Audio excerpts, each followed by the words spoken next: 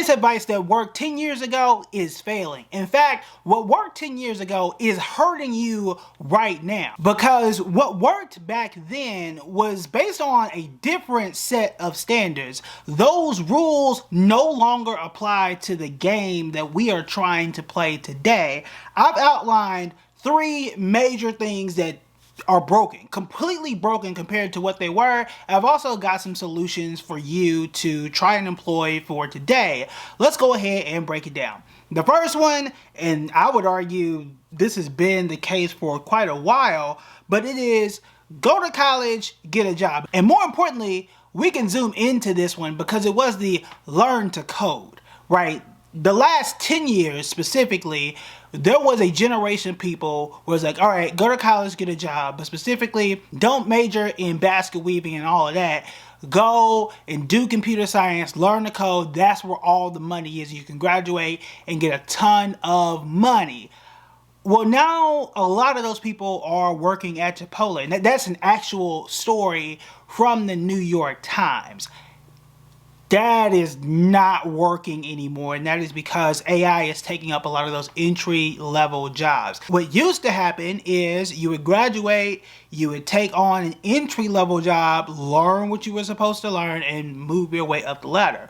Well, now AI can do a lot of basic entry-level stuff, and they don't need you anymore, which for most people makes college feel, you know, worthless for some people. And I'm not here to tell people not to go to college or anything like that, but that is something, the whole learn to code and you're going to be fine, don't major in art history and all kind of stuff.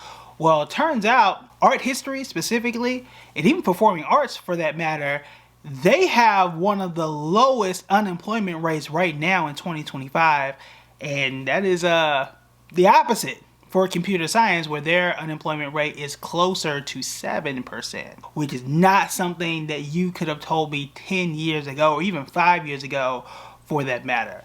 Who would have thought? Now, one solution to this, many are throwing out trade school. That is true. There is something that maybe we can do this for a separate video, but yes, trade school is a pretty solid alternative to going to college. However, unemployment there is also high within some trades. Electricians, plumbers, their unemployment rate is close to 7%.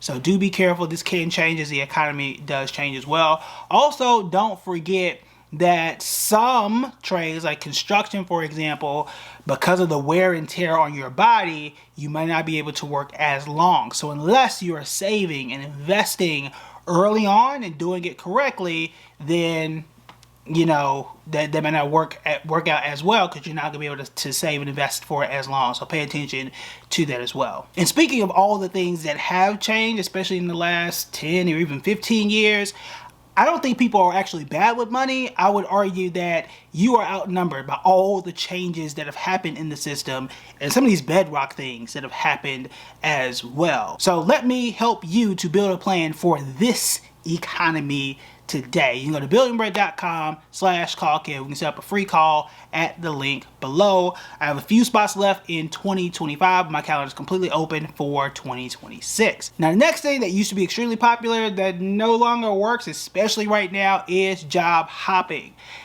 This was the way to increase your salary at a fast rate. This is what I used to do and how I got my first 6-figure job.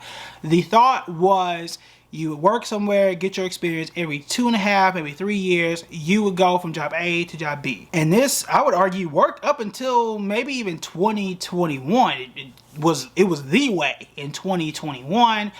And then things fell off of a cliff, especially now in 2025. Now, AI is a part of this.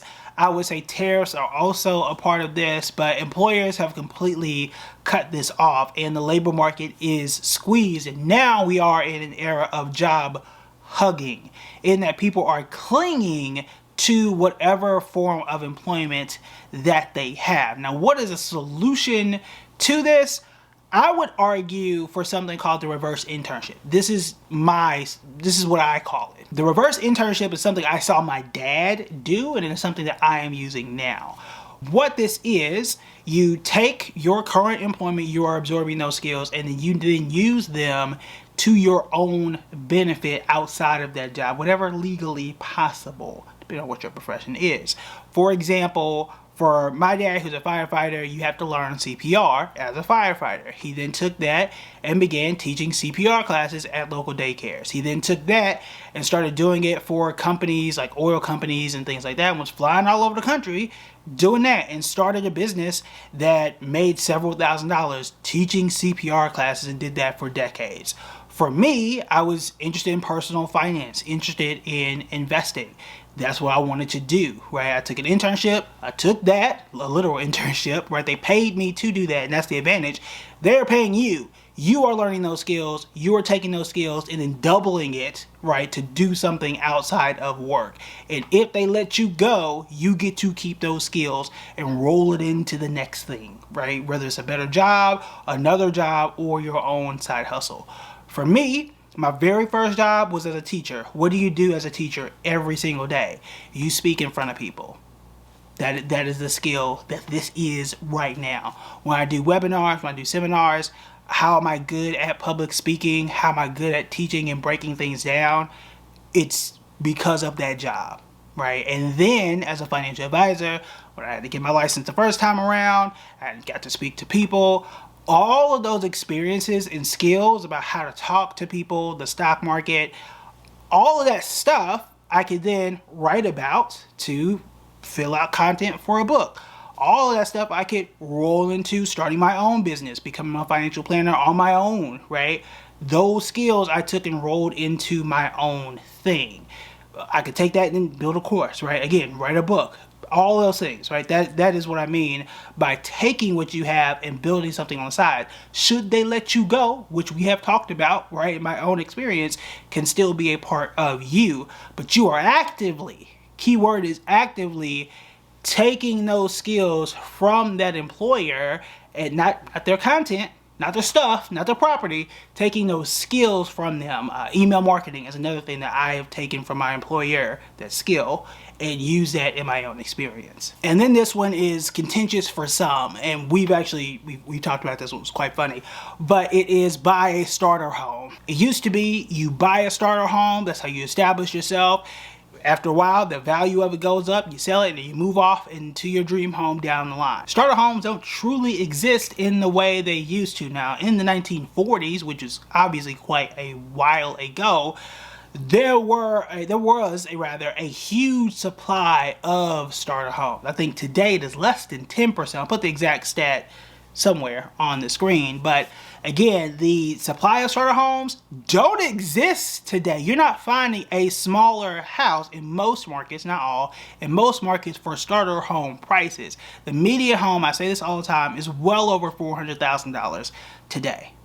That's the median home.